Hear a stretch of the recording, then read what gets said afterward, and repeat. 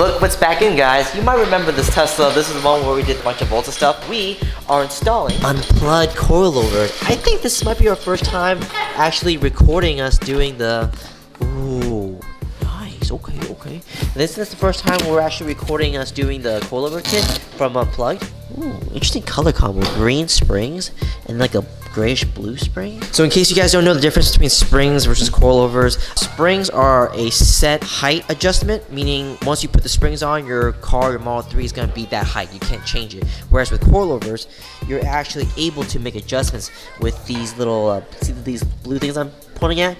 We spin them and then they can compress and everything, and they can actually adjust the height to a much greater range. So you can lower it even more. You can really just fine tune it. But for most people, springs are enough. But if you just want to just tweak it and just try different setups, then you probably want the coilovers. However, these do cost a little bit more because of this ability to do that. So just give you an idea right now, this is sort of the gap that we're working with. So there's a pretty big gap. So I'll show you what it looks like once we have everything installed, and that way we can see it before and after.